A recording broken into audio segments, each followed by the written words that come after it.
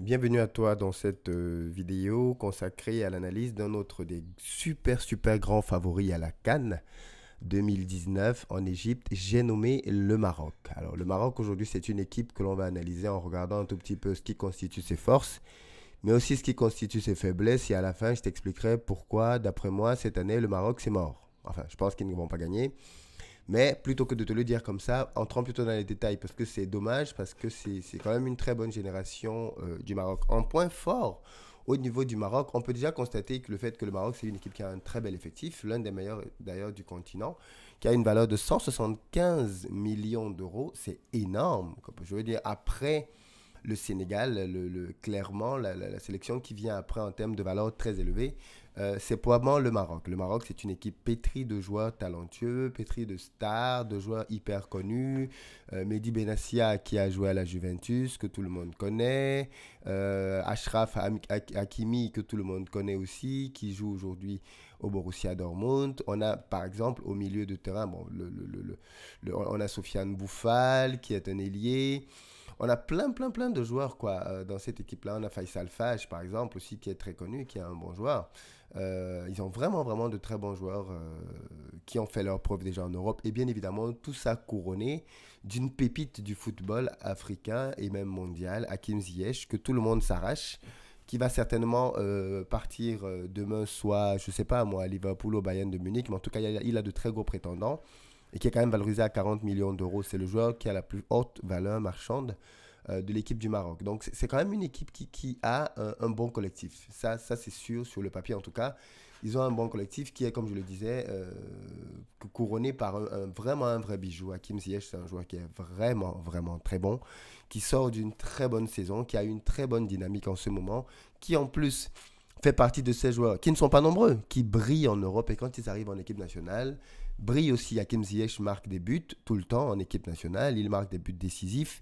La dernière fois, par exemple, on va voir les matchs de préparation du Maroc, mais il a marqué un doublé, par exemple.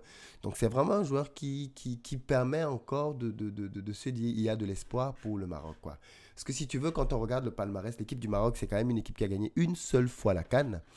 C'est déjà mieux, puisque si tu te souviens, dans les précédentes vidéos, j'ai dit qu'il est très difficile pour une équipe qui n'a jamais gagné la CAN de la gagner pour la première fois. Eh bien, la bonne nouvelle, c'est que le Maroc l'a gagné justement. Et il l'a gagné en fait en 1976 quand la compétition a été organisée chez lui. Donc bon, alors ça aussi c'est l'une des particularités des équipes qui organisent les CAN au-dessus du Sahel, du Sahara. C'est généralement les pays qui organisent qui gagnent. Le Maroc, l'Égypte a gagné, a organisé 4 CAN et elle en a gagné 3 chez elle. L'Algérie a gagné son unique CAN chez elle. Le Maroc aussi chez lui. La Tunisie pareil. Donc en fait ce sont des équipes qui quand la CAN est chez eux, ben sont difficiles à battre. Donc du coup, oui, l'Égypte est bien évidemment hyper favorite, on en parlera dans une autre vidéo. Mais le fait que la CAN se joue dans les pays du Maghreb aussi permettra aux équipes comme celle du Maroc de ne pas de pouvoir exprimer clairement leur football puisque les pelouses seront bonnes, ainsi de suite. Il n'y aura plus la Libye, en tout cas, des pelouses qui ne seront pas bonnes. Autre élément très important et favorable au Maroc, c'est son sélectionneur. Hervé Renard, c'est devenu aujourd'hui le spécialiste de la Coupe d'Afrique des Nations. Il a eu le privilège de la gagner 2 fois. Une fois avec la Zambie quand personne ne l'attendait, mais vraiment personne ne l'attendait du tout. Et puis la dernière fois avec la Côte d'Ivoire, une équipe aussi que personne n'attendait pour la victoire finale en 2015. Avant c'était en 2012. Donc du coup depuis là, il est devenu le mec que tous les pays qui veulent gagner la Coupe d'Afrique essaient de s'arracher.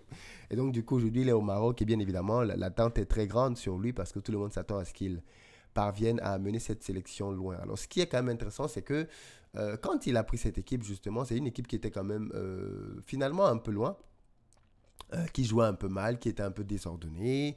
Mais le Maroc était quand même une équipe qui n'encaissait pas beaucoup de buts. Ça a toujours été le cas. Et Hervé Renard a quand même pas mal stabilisé l'équipe. Quand tu vois leur parcours de qualification à la Coupe du Monde, tu vois quand même qu'ils ont pas mal joué. Et ensuite, après ça, ils ont quand même pu derrière fait une Coupe du Monde plutôt honorable avec beaucoup de regrets parce que quand tu vois le dernier match, notamment face à l'Espagne, tu te dis waouh, ces mecs auraient pu faire une surprise et sortir de la poule. Mais bon, quoi qu'il en soit, le Maroc, ça n'a pas que des avantages, ça a aussi des inconvénients dont il faut qu'on parle. Et les 2 derniers matchs amicaux du Maroc m'ont complètement fait changer ma perspective et mes prévisions par rapport à cette équipe-là. Avant, je pensais que le Maroc était une équipe favorite qui allait tout gagner, mais les 2 derniers matchs, certes des matchs de préparation, ont quand même mis en avant un certain nombre de faiblesses que je voudrais que l'on voit. Le premier, c'est que la défense centrale, Younes Belhanda et Saïs, qui était supposé être le point fort du Maroc, aujourd'hui commence à clairement encaisser pas mal de buts. Ils en ont pris 4 en 2 matchs. Un contre la Gambie et 2 contre la Zambie. 3 contre la Zambie. Le problème, c'est que ni la Gambie ni la Zambie ne sont des foudres de guerre et ne se sont même pas qualifiés pour une Coupe d'Afrique à 24. C'est te dire le niveau. Les mecs, ils sont vraiment faibles. Et le Maroc a quand même trouvé le moyen de pouvoir perdre piteusement sur son propre terrain, chez elle, avec son public, ces 2 matchs-là, de manière pitoyable. Alors, autant pour la Gambie, on peut se dire que, regarde, il y a eu 2 équipes qui ont joué parce que Hervé Renard a complètement changé l'équipe à la mi-temps quasiment. Autant quand tu prends le match de la Zambie, ce n'est pas le cas. On a là quasiment le 11 titulaire de l'équipe du Maroc à la prochaine Coupe du Monde qui est présentée. Et pourtant, tu te rends compte que malgré ce 11 titulaire, ils se sont pris 3 buts chez eux.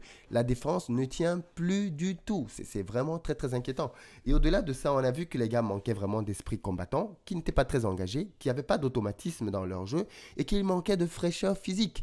Quand tu as en face des mecs que personne ne connaît, Firi, Moulinga, Daka, Shongo, Banda, Mayembe, tu peux faire mieux quand même que de te prendre 3 buts, quoi. Et en plus, si ce n'était pas suffisant, ils n'ont pas assez frappé au goal. C'était très difficile pour eux de ressortir les balles et de retrouver leurs attaquants. Ils ne défendent pas ensemble. L'ossature de leur équipe, et ça c'est vraiment, vraiment problématique. Alors je t'ai parlé de Belhanda, je t'ai parlé de tous ces joueurs-là, mais l'ossature de leur équipe évolue en Arabie Saoudite. Je veux dire, c'est pas un championnat très compétitif, quoi.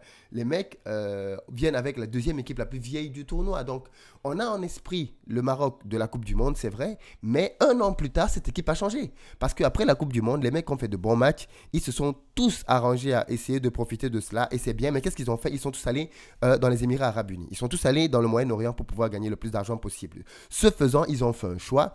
Et malheureusement, Hervé Renard aurait dû aussi faire le choix de ne pas prendre certains d'entre eux et de ne pas simplement leur confier incessamment toujours le pays. Le Maroc a quand même aujourd'hui un très bon championnat en Afrique. Le Maroc aujourd'hui, par exemple, a gagné plusieurs fois des équipes sud-africaines et l'équipe de l'Afrique du Sud a pratiquement 7 joueurs qui viennent d'un seul club qui évolue en Afrique du Sud.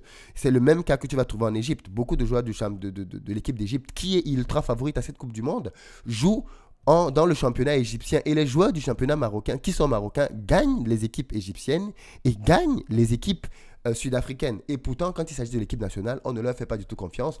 On va prendre des gens qui jouent totalement à l'international. Ça, c'est juste le meilleur moyen de ne pas valoriser ton championnat, de ne pas montrer ce que valent tes nouveaux talents. Donc, du coup, tout ça me laisse penser que c'est vraiment, vraiment chaud. Et puis, le dernier élément qui me laisse penser que le Maroc va vraiment, vraiment mal se tirer d'affaire, c'est l'affaire Hamdallah. Je ne sais pas si tu es au courant de cette affaire. Si ce n'est pas le cas, ben, écoute cette vidéo parce que Hamdallah, en fait, c'est l'avant-centre de l'équipe du Maroc que tout le monde veut parce que c'est le mec qui marque but sur but, mais qui n'est pas souvent appelé. Alors, la dernière fois, bien évidemment, il était parti de l'équipe nationale avec quelques soucis. C'était il y a à peu près 5 ans.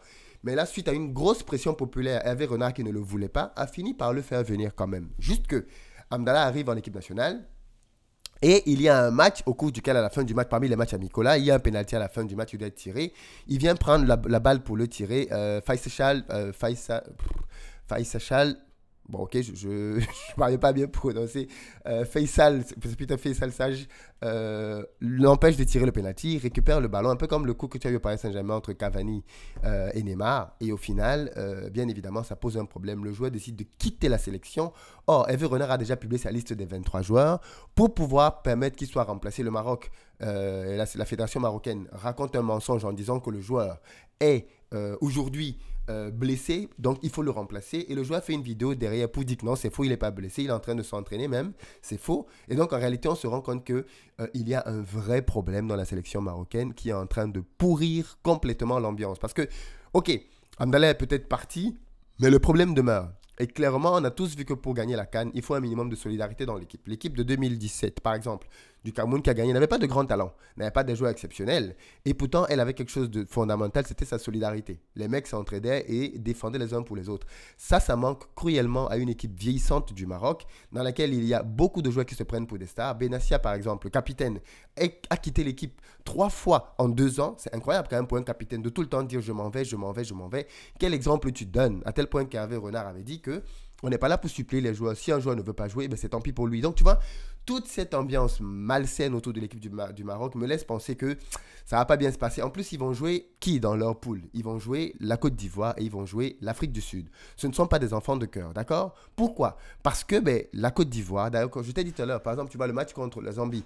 La Zambie a laminé le Maroc 3-2 au Maroc, et bien quelques jours après, la Côte d'Ivoire a humilié le Zambie 4-1, après que la Zambie ait marqué le premier but. Donc, c'est te dire quand même que psychologiquement, aujourd'hui, les Marocains, ils vont très tranquilles. Et par contre, l'Afrique du Sud et même la Côte d'Ivoire viennent clairement se motiver parce qu'ils ont clairement des chances de pouvoir sortir le Maroc de cette canne dès la phase de poule. Bon, le meilleur troisième peut être la solution qui va peut-être sauver le Maroc, mais en tout cas, je pars vraiment en étant un peu inquiet. Après, la seule chance que le Maroc a, c'est de se dire le rejet, parce qu'ils sont clairement rejetés aujourd'hui par leur public, qui sont très critiqués au pays.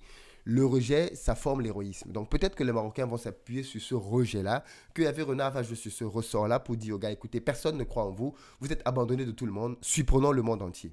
Et ça peut jouer, tu vois. Ça peut pousser l'équipe à se relever et à nous surprendre tous pendant cet exercice-là. Mais sinon, franchement, n'eût été ça, moi, je ne vois pas trop comment est-ce qu'on pourrait avoir une surprise qui ferait que le Maroc pourrait être vainqueur dans cette compétition-là. Donc voilà un peu ce que je voulais te partager. Et puis bien évidemment, moi le premier, j'ai hâte de pouvoir revoir ce genre de but. Quoi. Je ne sais pas si tu te rappelles de ce but de Naïm Sliti en 2017 qui avait éliminé la Côte d'Ivoire. En plus, la Côte d'Ivoire sera revancharde. Bref, très très beau match en perspective. Dis-moi ce que tu penses de tout ça dans les commentaires. Si tu n'es pas encore abonné, qu'est-ce que tu attends? Abonne-toi rapidement. Allez, à très bientôt pour la prochaine vidéo qui parlera de notre favori.